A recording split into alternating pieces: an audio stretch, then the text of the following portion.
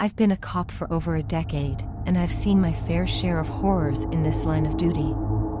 But nothing could have prepared me for the night that still sends shivers down my spine. It was a cold, moonless night, and I was patrolling the quiet, desolate streets of our small town. I'd heard rumors about an abandoned house on the outskirts, a place that had been empty for decades, ever since the horrific incident that had taken place there. Curiosity got the best of me, and I decided to check it out. As I approached the decrepit mansion, it stood there like a foreboding sentinel against the inky darkness. Windows were shattered, and the front door hung ajar, creaking ominously in the wind.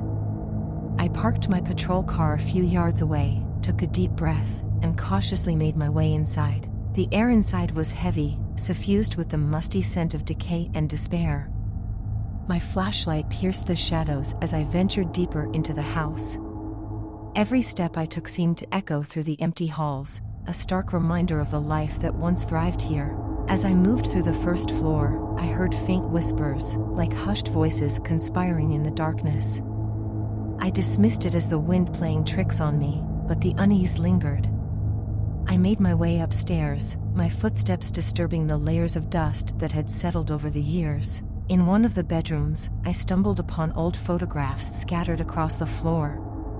They depicted a family, happy and whole, their smiles frozen in time. But something about those pictures sent a chill down my spine. The faces in the photos seemed to shift and contort, their expressions twisting into grotesque grimaces. I shook off the feeling of dread and continued my exploration. That's when I heard it, a child's laughter. It was unmistakable, echoing through the empty corridors. My heart raced as I followed the sound, my flashlight trembling in my grip. The laughter led me to a closet door, and as I opened it, the sound abruptly stopped. Inside, I found a small, dusty doll, its glassy eyes staring up at me. It was old, its porcelain skin cracked and discolored. I couldn't shake the feeling that it had witnessed unspeakable horrors. I continued my search, my nerves on edge, when I heard a series of chilling whispers. "Help us," they begged, sending shivers down my spine. The voices seemed to emanate from the walls themselves, as if the very house were crying out in pain. My instincts told me to run, to leave this place behind, but I couldn't abandon the mystery that gripped me. I pressed on, descending into the basement.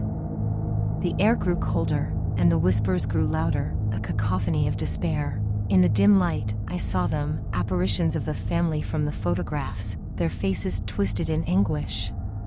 They reached out to me, their ghostly hands inches from my skin. I could feel their sorrow, their longing for release from this cursed place. I took a step back, my heart pounding. That's when I saw her, a little girl, her eyes hollow and empty, standing at the foot of the stairs. She beckoned me closer, her voice a mere whisper, "Help us." Fear and compassion battled within me, and I made my choice. I reached out to the girl, my hand passing through her ethereal form.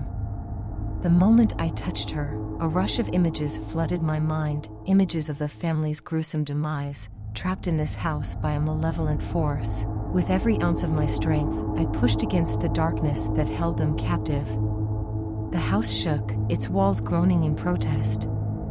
And then, with a deafening roar, the house seemed to collapse in on itself, like a black hole swallowing the horrors within. When the dust settled, the once abandoned mansion was no more. All that remained was an empty lot, a blank canvas for a new beginning. I left that place with a heavy heart, haunted by the memory of that night. But I also left with a sense of closure, knowing that I had helped free the tormented souls trapped within those walls. As a cop, I had faced many terrors, but that night had shown me a darkness I could never have imagined.